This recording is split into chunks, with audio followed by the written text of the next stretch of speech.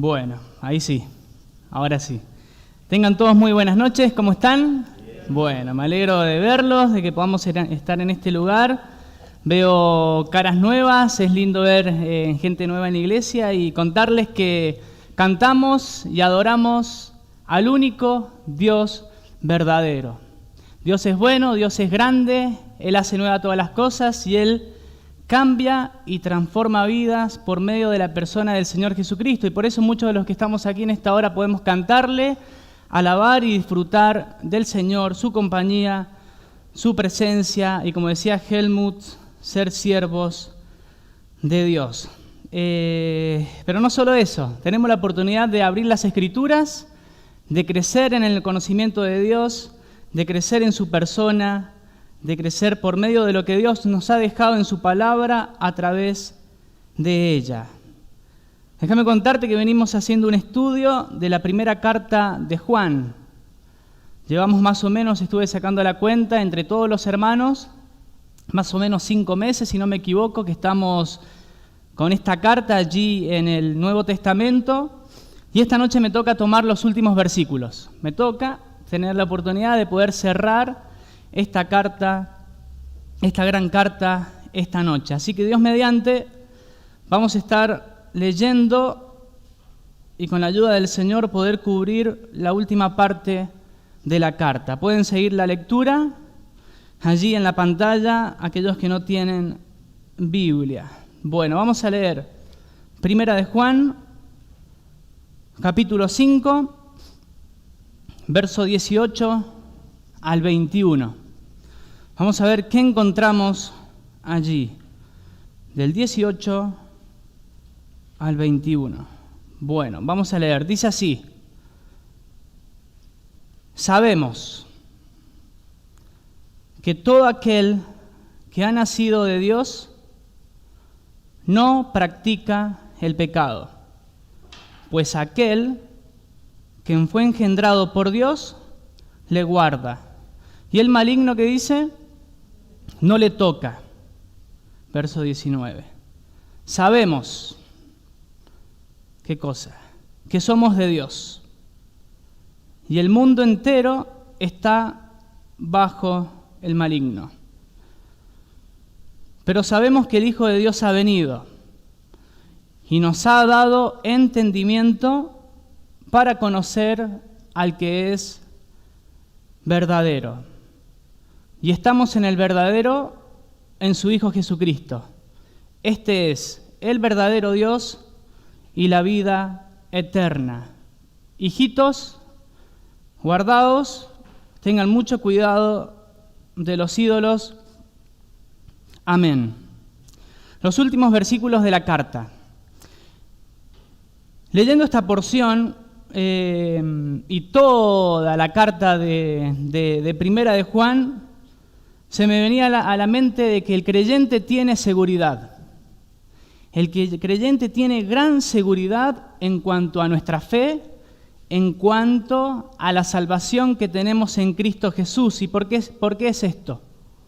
Por la gran evidencia que sabemos y que conocemos a través de Dios, obrando en la vida de aquel que es salvo, pero también claramente plasmado allí en la palabra de Dios. Si volvemos a leer toda la carta de Juan, vamos a encontrar que Juan está afirmando, Juan está asegurando con firmeza y dejando un fundamento sólido, un fundamento firme a todo lo que se refiere a la fe del creyente. Y las palabras que muestran estas grandes verdades que se resaltan a lo largo de la carta, Juan comienza al principio del capítulo 1 con una gran verdad, lo que sabemos. Él dice lo que sabemos. Allí en el principio, Juan dice lo que hemos visto. ¿Qué es lo que vio? Es que tenemos vida eterna. Pero a medida que avanzan los capítulos y uno se pone a observar, encontramos muchas veces la palabra sabemos. Lo que sabemos, esto, aquello, y un montón de pasajes que hemos visto. Dice Juan, lo que conocemos. Y así a lo largo de toda la carta se repite constantemente anunciando Juan verdades absolutas. Hubiera estado bueno repasar todos los versículos en donde Juan dice lo que sabemos, lo que hemos visto, pero estaríamos un tiempo largo leyendo los versículos. Pero vamos al final de esta carta. Aún en el capítulo 5 y al final, Juan termina con certezas. Juan termina con grandes verdades. Y él dice en el verso 18, en el verso 19 y en el versículo 20, la palabra que él dice: sabemos, lo que sabemos. Perdón, disculpen, saben que tomo mucha agua. Bien, ahora, sabemos esto, sabemos aquello, y yo preguntaba, saber algo en la vida, ¿qué nos da? Seguridad.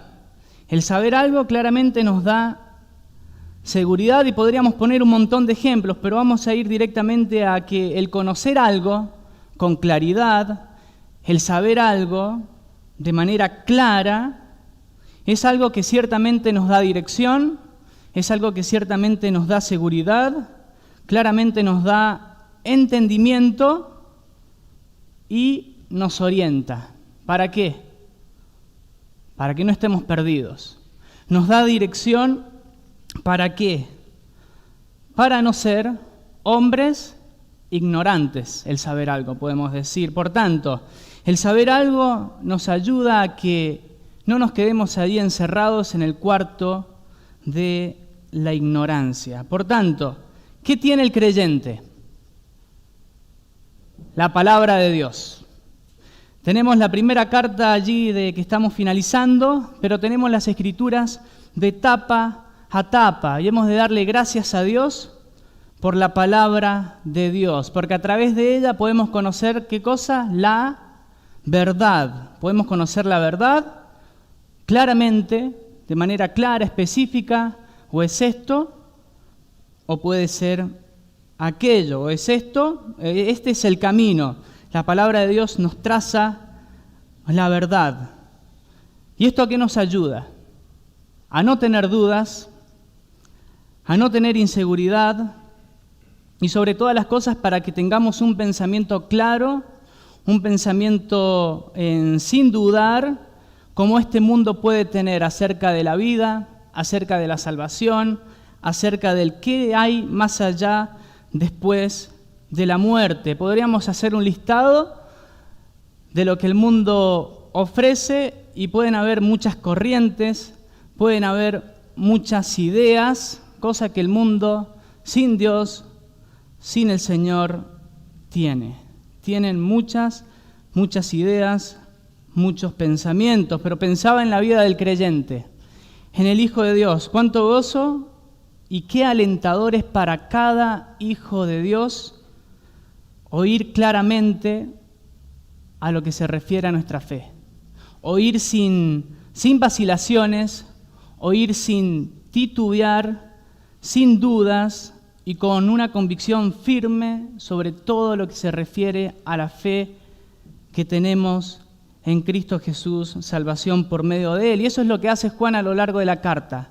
De manera firme, de manera clara, habla acerca de nuestra fe para que podamos crecer en ella, para que podamos tener pensamientos sólidos, para no dudar y sobre todas las cosas para poder defender claramente nuestra fe y dejar el nombre de Dios en alto. Ahora, paso al siguiente título y yo ponía, bien, a través de las Escrituras tenemos conocimiento.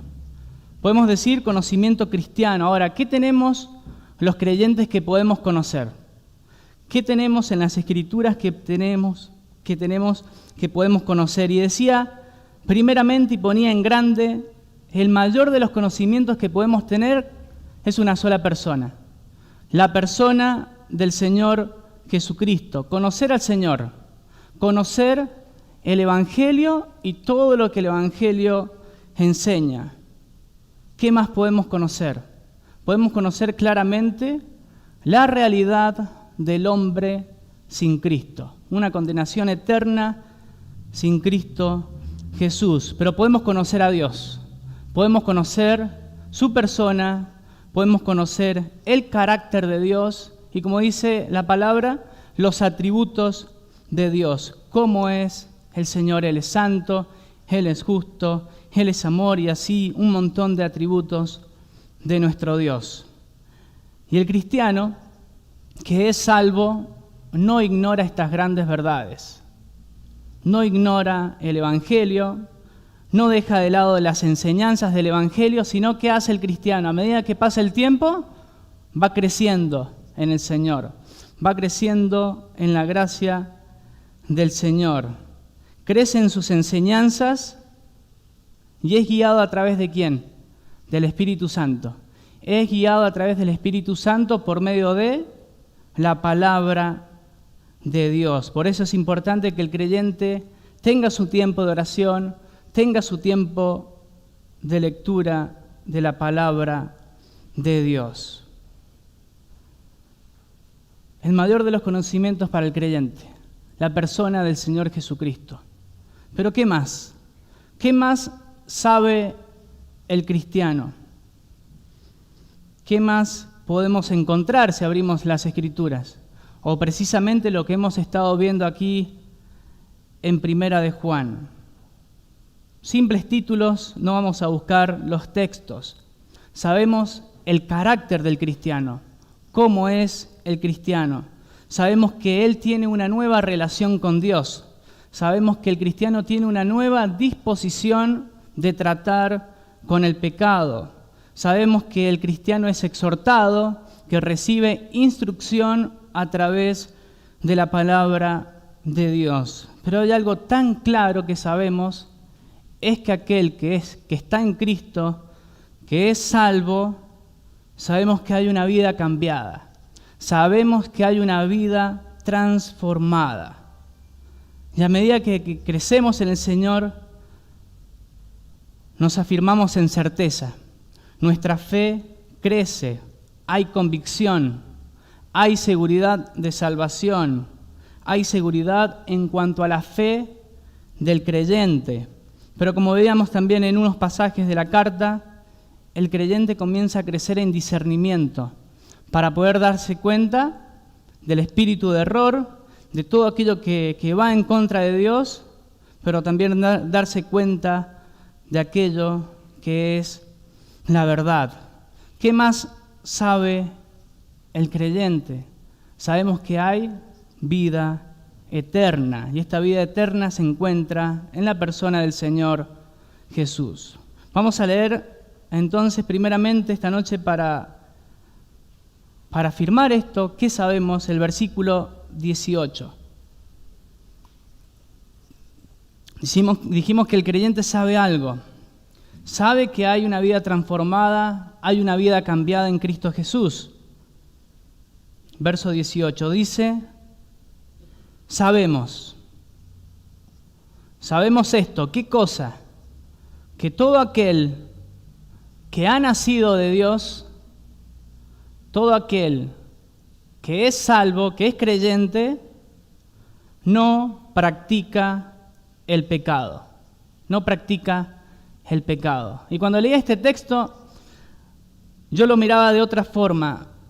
Antes de explicar un poquito este texto, veía la otra cara, aquel que no ha nacido de Dios. Y decía lo siguiente, todo aquel que no ha nacido de Dios, viéndole la otra cara, la otra parte al texto, todo aquel que no ha nacido de Dios practica el pecado. Primeramente pensaba en esto antes de la vida del creyente. Practica el pecado. ¿Qué significa esto? Que el pecado no le molesta, que el pecado no le inquieta, y una vida que no ha nacido de Dios, ciertamente, como dice en un pasaje, anda en los deseos de la carne, anda en los deseos de los ojos y anda en la vanagloria de la vida. Aquel que no ha nacido de Dios claramente está lejos de Dios. el pecado no les molesta. Y en cierta manera, claramente, Dios no está en su vida, viven para sí, viven para sus pasiones, viven para los deleites, viven para sus deseos. Y ciertamente, para tales personas hay una gran consecuencia. Lejos de Dios, sin salvación, hay condenación eterna, separación de Dios eternamente. Y van a seguir así, a menos que ¿qué? Que reciban al Señor como Señor y Salvador y que nazcan de Dios. Van a seguir así, destinados a una condenación eterna, lejos de Dios, a menos que nazcan de Dios. Vamos a la verdad, a la certeza que sabemos. ¿Qué sabemos? Que todo aquel que ha nacido de Dios no practica el pecado. Dicho de otra manera, de una manera sencilla, aquel que ha nacido de nuevo, hay una nueva vida, hay un cambio en esa vida y claramente no practica el pecado, de manera que no continúa en el pecado de la misma manera que aquel que no ha nacido de Dios. No continúa en el pecado de la misma manera que aquel que es inconverso, que no es salvo. El inconverso está atado por las cadenas del pecado, el creyente es libre de la esclavitud del pecado. Yo pregunto, ¿el creyente, aquel que es salvo, deja de pecar? No, claramente que no. Por tanto, ¿el creyente peca en su vida? Sí. Sí caemos, sí pecamos, pero no permanecemos allí. No permanecemos en el pecado de que nos gusta, de que lo hacemos constantemente, de desearlo, sino que el creyente, por medio de la obra de esa nueva vida en Cristo que tenemos, el creyente sabe y ve realmente lo que el pecado es. Vamos en contra de Dios, es desobediencia a Dios. Y ciertamente esa nueva vida en Cristo es la gran realidad de todo creyente. Hay una nueva creación y es ahí que hay una nueva vida. El texto muy conocido, 2 Corintios 5:17, un texto muy interesante que si lo pueden subrayar en sus Biblias y pueden pensar en esto. ¿Qué hace Dios cuando salva a una persona? Me preguntaba una señora en el trabajo que le dieron, como sabe que vengo a la iglesia, Andrés, vení, vos que sabés de esto, me dice. Ella va a otra iglesia, me dice, Andrés, vos que sabés de esto, ayúdame un poco porque tengo que pasar estas preguntas. Y la primera pregunta era, ¿qué hace Jesús cuando salva a una persona? ¿Qué es lo que hace en la vida de aquel que es salvo? Y lo primero que se me vino a la mente, les puse este texto, 2 Corintios 5:17. Cuando hay salvación, hay una nueva vida, hay un corazón nuevo, hay transformación. De estar lejos de Dios, a pasar a mirar a Dios y seguir a Dios. Decía la segunda pregunta, de un ejemplo de salvación en las Escrituras. Y le puse el ejemplo de Saulo, el ejemplo de Pablo, y que leyera la vida de Pablo, esa vieja vida de perseguir a la iglesia, de ir en contra de Dios, pero cuando hay una nueva vida, Saulo, ¿qué hace? Pablo sigue a Dios, sirve a Dios, honra a Dios. Por tanto, el texto que tienen allí en pantalla, de modo que si alguna persona está en Cristo Jesús, es una nueva creación, es una nueva criatura. Las cosas viejas pasaron, he aquí, son todas hechas nuevas. Y aquí podríamos hablar un tiempo largo acerca de la nueva vida en Cristo, pero solamente quiero dejar un punto. Cuando hay salvación, hay una nueva naturaleza, hay un nuevo corazón. Y en esa nueva vida tenemos el poder en el Señor de andar en santidad. tenemos el poder en el Señor de comenzar a alejarnos del pecado. Tenemos el poder en el Señor de poder dejar de lado todo aquello que antes amábamos, todo aquello que antes deseábamos y que ciertamente era de una inclinación para nosotros en cuanto al pecado, de querer desearlo, de que nos atraía, de que no nos inquietaba, no me causaba nada. Pero en esa nueva vida hay una nueva naturaleza de poder andar en santidad, de poder ir dejando de lado todas aquellas cosas que van en contra de Dios. Y cito aquí unas palabras, no recuerdo bien de quién es el escritor, pero nos hace reflexionar un poquito. Dice, miren sus vidas. Si hay un patrón continuo de pecado en su vida, es decir, peco constantemente, no me molesta, no me causa nada, si ese es el carácter dominante de tu vida, ciertamente no hemos nacido de Dios. ¿Por qué? Porque el pecado es totalmente incompatible con aquellos que nacen de Dios. El pecado es totalmente incompatible con la justicia y la santidad de Dios. Pero también decía, es incompatible con la obra de Cristo, porque Cristo apareció ¿para qué? Para quitar el pecado, para redimirnos y para rescatarnos de esa vieja vida en pecado a una nueva vida en Cristo Jesús. Y dice el texto, el versículo 18 de Primera de Juan, capítulo 5, ¿qué más sabemos?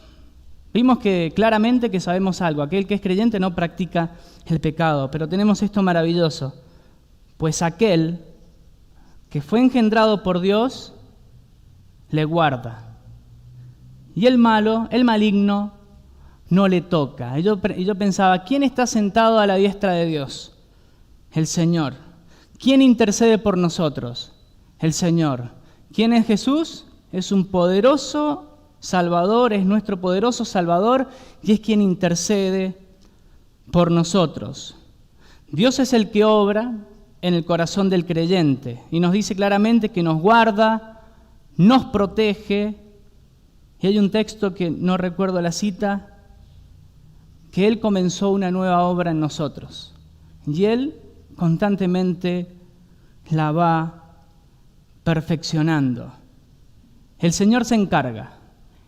Por medio del Espíritu Santo, Dios se encarga, nos guarda, nos protege. ¿Vamos a pecar? Sí, pero vamos a ir creciendo en santidad. El pecado ya no es lo mismo en aquel que es salvo.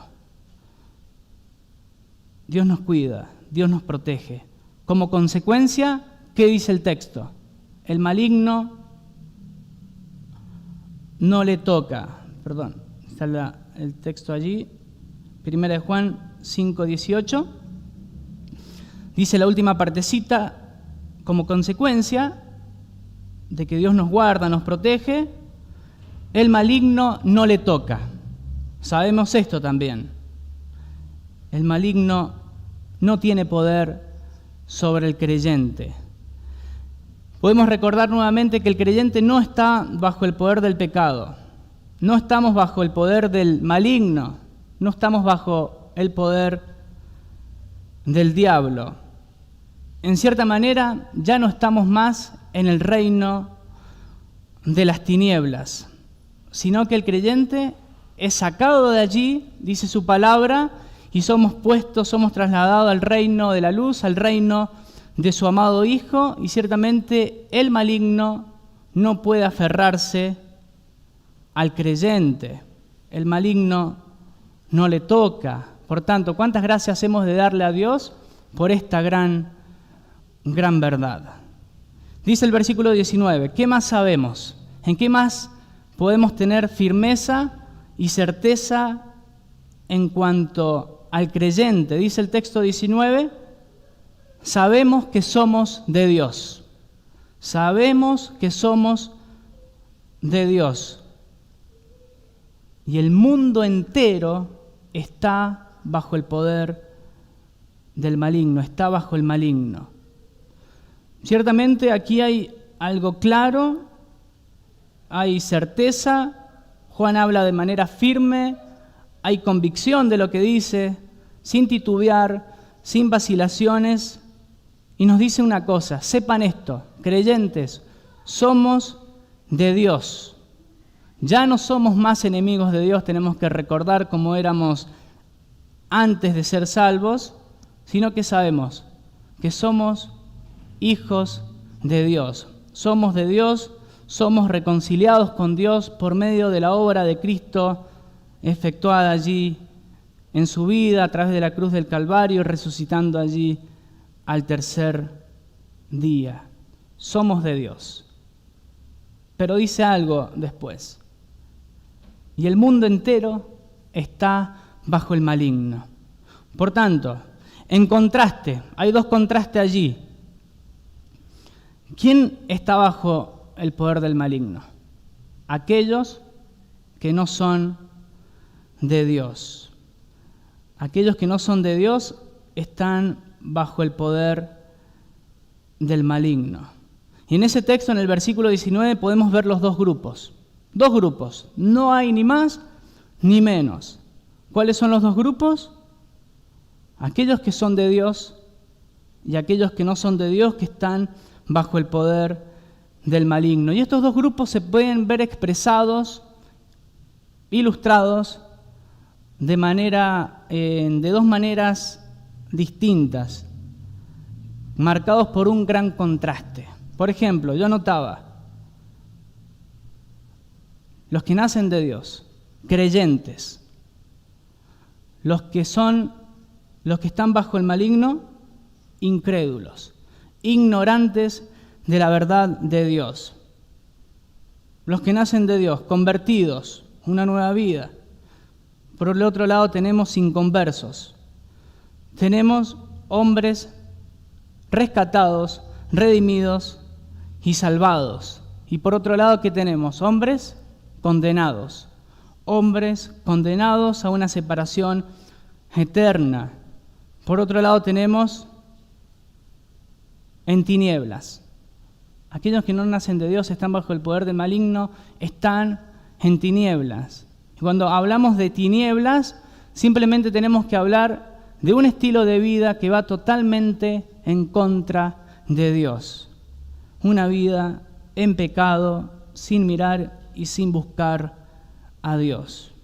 Tenemos aquellos que nacen de Dios, libres de la esclavitud del pecado, pero por otro lado están aquellos que son esclavos del pecado. Y como hemos dicho, y el texto dice claramente, aquellos que son de Dios nacen. Hay una nueva vida. Y por otro lado, aquellos que no lo son, siguen bajo el poder del pecado, bajo el poder del maligno. Por tanto, el mundo entero, sin el Señor, sin salvación, sigue estando bajo el poder del enemigo. Y tenía acá para reflexionar. El que no está con Dios, ¿cómo está? Está en contra de Dios. El que no está con Dios está en contra de Dios. O somos amigos del mundo, o somos amigos del Señor. Por tanto, ¿a quién pertenecemos? Esta es una pregunta muy personal. ¿A quién pertenecemos? ¿O pertenecemos a Dios o no pertenecemos a Dios? Hay que estamos en un lado o en el otro. ¿Por qué? Esos mundos no pueden estar unidos y ser amigos. ¿Por qué? Porque chocan. Chocan totalmente.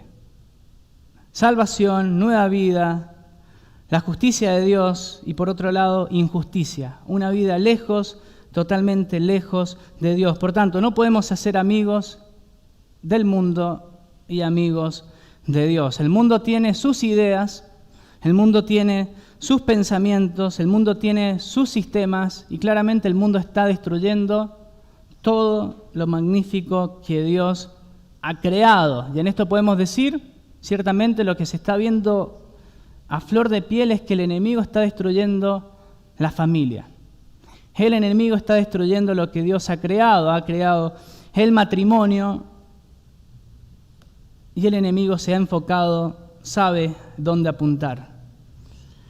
De esto podemos hablar: matrimonio igualitario, hombres con hombres, mujeres con mujeres, pero ahí está el creyente. Nosotros sabemos la verdad y tenemos que defender la verdad de Dios, y podemos hablar también del aborto y todo lo que este mundo está mostrando. El mundo está yendo en contra de Dios. Ya esto pensaba antes de venir. Graciela Rodríguez había escrito en Facebook. Había salido una noticia no recuerdo bien la noticia, pero simplemente decía: 2 mujeres se van a unir en matrimonio. Y allí Graciela Rodríguez defendiendo la verdad, que simplemente eso es degeneración, va en contra de Dios, porque Dios ha creado hombre y mujer. Y el matrimonio es una institución de Dios. Y ahí está el enemigo, luchando, yendo en contra de Dios, y toda la gente, por lo general, poniendo malos comentarios, defendiendo todas estas cosas. Pero ahí estamos. Tenemos que defender la verdad de Dios. El que no está con Dios está en contra de Dios. Sabemos esto. Tenemos que tener certeza, convicción y crecer en el Señor. Vamos al versículo 20. ¿Qué más sabemos? ¿Qué Juan dice tan claramente? Para que no tengamos dudas, para que crezcamos en el Señor, nos dice lo siguiente: pero sabemos que el Hijo de Dios ha venido y nos ha dado entendimiento para conocer al que es verdadero. Y estamos en el verdadero, en su Hijo Jesucristo. ¿Quién es Él? Este es el verdadero Dios y la vida eterna. Lo que podemos ver en este pasaje es que Juan vuelve al principio de la carta. Juan lo que vuelve a recordar es que da testimonio de esta gran verdad, del que el Señor Jesucristo ha venido, de que Cristo Jesús ha nacido en este mundo. Damos testimonio de a quién hemos visto. Sabemos esto, que el Hijo de Dios ha venido. Podemos hablar de la obra de salvación, de su vida, de lo que hizo allí en la cruz del Calvario. Pero ¿qué nos dice el texto? ¿Qué es lo que hizo el Señor? ¿Qué es lo que hizo el Señor que Juan quiere que sepamos, quiere que entendamos? Dice el texto: nos ha dado entendimiento para conocer. Nos ha dado entendimiento para conocer al que es verdadero. Simplemente tenía que pensar en el hombre inconverso. Aquel que no es del Señor, el hombre caído por naturaleza, no busca a Dios, no hay quien busque a Dios, viven en sus deseos, lejos de Dios, y un texto claramente dice que el hombre está muerto en sus delitos y pecados, muerto espiritualmente, podemos decir, con una venda en los ojos en cuanto a Dios. Efesios 5:18. Vamos a leer un texto. ¿Cómo está el hombre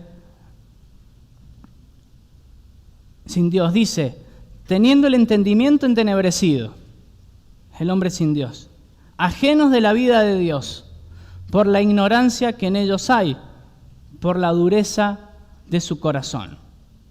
Ajenos de la vida de Dios. 2 Corintios 4:6. No hay entendimiento, muertos espiritualmente. 2 Corintios 4:6. Pero ¿qué pasa? ¿Qué sucede en el corazón del creyente, en aquel que es convertido? Dice: porque Dios, que mandó que de las tinieblas resplandeciese la luz, es el que resplandeció en nuestros corazones para iluminación del conocimiento de la gloria de Dios en la faz de Jesucristo. Entonces, ¿qué es lo que está recordando Juan? ¿Qué quiere que sepamos, que entendamos? Que si no es por la misericordia del Señor, si no es por Él, ciertamente el creyente aún estaríamos lejos de Él. Aún estaríamos en las mismas tinieblas. ¿Quién es Dios? Dios es el que da el entendimiento. Dios es el que abre nuestro corazón. Como abrió el corazón de Lidia. Él abrió su corazón para poder buscar al Señor. Y cuando leía esto, antes de pararme a predicar, pensaba, lo único que tengo que hacer y así poder hacer es al Señor darle gracias. Darle gracias por la salvación que tenemos en Cristo Jesús. Y aquel que no es del Señor, que ruegue a Dios, que ruegue al Señor para salvación, que pueda conocer su corazón, un corazón lejos de Dios, un corazón en pecado, y que pida a Dios salvación y poder tener una nueva vida en Cristo y claramente poder tener una nueva relación con el Señor, de poder conocer a Dios, de poder disfrutar de Él para siempre. Dice el texto, la segunda partecita allí del 20, vuelvo a leer, pero sabemos que el Hijo de Dios ha venido y nos ha dado entendimiento para conocer al que es verdadero. Y estamos en el verdadero, en su Hijo Jesucristo. Este es el verdadero Dios y la vida eterna. Ya antes de terminar la carta, Juan vuelve a recordar esta verdad absoluta, una verdad clara, una verdad que todo creyente tiene que conocer, que Jesucristo, ¿quién es? Dios, es Dios encarnado. Que el Señor Jesús es Emmanuel, como dice el texto, es Dios con nosotros. Y que en el eterno, solamente en su persona, es que podemos tener vida eterna. La vida eterna, llegar al conocimiento de la vida eterna y tener vida eterna no está por muchos caminos. Solamente está por un solo camino, una sola persona. ¿Y esa persona quién es? El Señor Jesús, Jesucristo, el verdadero Dios y la vida eterna. Algo más para reflexionar antes de ir a las últimas palabras. Dice, sabemos algo más. ¿Qué sabemos los hijos de Dios? Que estamos en el verdadero. Y ahí subrayá y ponía en negrita la palabra estamos. Estamos en el verdadero, en su Hijo Jesucristo. ¿Qué implica esto? Lo que hemos estado diciendo. Ya no estamos en tinieblas, ya no estamos bajo esclavitud del pecado, sino que estamos en el verdadero. Y todo lo que implica estar en el verdadero. Una nueva vida en Cristo Jesús. ¿Y por qué lo estamos? ¿Por qué estamos en el verdadero? Y podemos hablar de la persona del Señor Jesús y la obra de redención que tenemos en Cristo Jesús. Nosotros teníamos una deuda, nuestros pecados, pero Cristo pagó por nuestros pecados para poder acercarnos a Dios y poder llevarnos a Dios. Dice el texto, este es el verdadero Dios y la vida eterna. ¿Qué podemos decir allí? Eso es lo grandioso que tenemos, vida eterna. Sabemos esto, tenemos vida eterna. Pero el punto es que nos enfoquemos en quién tenemos vida eterna. En la persona del Señor Jesús. Hay un texto allí, Primera de Juan 5, 11 al 12, que ya hemos tomado, un hermano tomó la vez pasada, y dice, este es el testimonio que da Juan, este es el testimonio que puede dar cada creyente, que Dios nos ha dado vida eterna, y esta vida está en su Hijo. El que tiene al Hijo, tiene la vida. El que no tiene al Hijo de Dios, no tiene la vida. Juan 10, 28 al 30. Al estar en el Señor, ¿qué tenemos? Dice Juan 10, 28 al 30. Yo les doy vida eterna, dice el Señor. No perecerán jamás. Yo los guardo, yo los cuido. Nadie las arrebatará de mi mano. Mi Padre, que me las dio, es mayor que todos. Nadie las puede arrebatar de la mano de mi Padre. Yo y el Padre, uno somos. Vida eterna. Vida eterna. Juan 17, 3. Un gran texto que podemos subrayar en nuestra Biblia. Y dice, esta es la vida eterna. ¿Cómo? ¿Cuál? Que te conozcan a ti, el único Dios verdadero, y a Jesucristo, a quien has enviado. Sabemos esto, tenemos vida eterna en Cristo Jesús. Vamos al último texto, ya se me ha pasado un poquito el tiempo. Vamos a cerrar la carta. Juan cierra la carta con un texto específico y claro. ¿Qué venía haciendo Juan? ¿Qué venía diciendo? Él nos decía que este es el verdadero Dios y la vida eterna. Un solo Dios, el verdadero Dios y la vida eterna. Por tanto, ¿qué dice Juan? Verso 21, hijitos, guardados de los ídolos. Amén. El creyente ya no vive para sí, ya no vive para los deseos de su corazón, sino que el creyente vive para el único Dios verdadero. ¿Y vivimos por quién? Por la persona del Señor Jesús, por la obra que Él ha hecho en nuestra vida. Por tanto, tenemos que entender esto. Tenemos que tener mucho cuidado con los ídolos. Los ídolos están por todos lados. El problema es cuando el ídolo está en nuestro corazón. Vamos a ver algo que dijo Dios en el Antiguo Testamento para los suyos, para su pueblo. Deuteronomio 5, 7 al 8. Un texto que Dios dejó allí a su pueblo y que quiso que sepamos. Dios dice, no tendrás dioses ajenos delante de mí.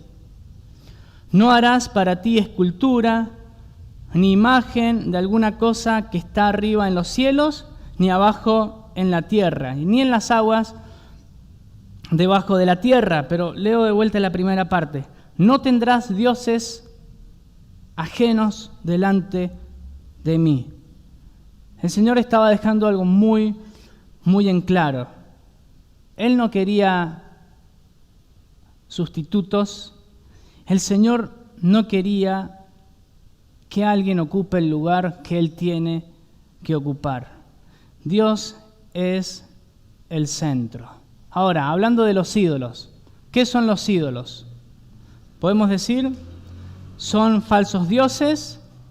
Podemos decir que para el creyente simplemente son objeto de alejarnos de Dios. Los ídolos nos enfrían, los ídolos nos desvían del camino. Los ídolos hacen que saquemos la mirada de Dios. Porque un ídolo, el pecado de la idolatría, lo que hace es ocupar el lugar de Dios y dejamos de lado a Dios.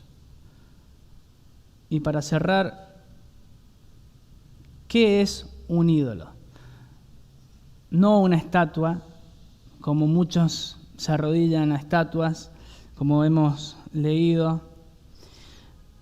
Un ídolo es algo más que todo lo que decía el pasaje. Escultura, imágenes.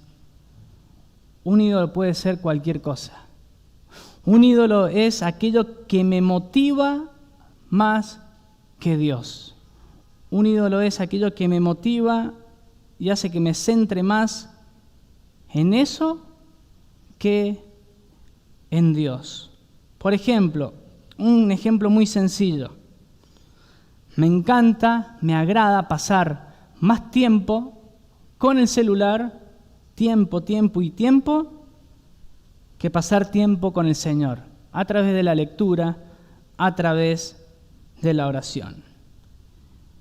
Ciertamente ahora pensando, yo tenía un ídolo. Antes de venir a San Luis, era el poder ir a jugar a la pelota los días miércoles sobre ir a la casa del Señor. Pero por gracia el Señor va obrando, va utilizando instrumentos para que podamos darnos cuenta de aquellos ídolos que tenemos que sacar de nuestra vida. Un ídolo es aquello que quedarse en casa y preferir ver un programa que antes que venir aquí a la iglesia, a la casa de Dios. Un ídolo puede ser el dinero, amar el dinero, depositar la confianza en el dinero antes que depositar la confianza en Dios. Y ponía esto, se los leo. Un ídolo es algo que amamos por sobre Dios. Es cuando está algo por encima de Dios. Y ciertamente muchas veces el creyente se convierte en idólatra. Que el Señor nos ayude a las grandes verdades que hemos visto. Sabemos que hay una nueva vida en Cristo. Sabemos que aquel que es hijo de Dios no practica el pecado. Sabemos que estamos en el verdadero. Y el Señor nos ayuda a crecer en su palabra. Busquen a Dios, prueben y vean que Él es bueno para salvación. Vengan al Señor reconociendo que lejos de Él estamos perdidos, reconociendo claramente aquello que nos aleja de Dios, que son nuestros pecados, y poder arreglar las cuentas en el Señor, viniendo con fe en el Señor y en arrepentimiento por nuestra mala manera de vivir. Amén.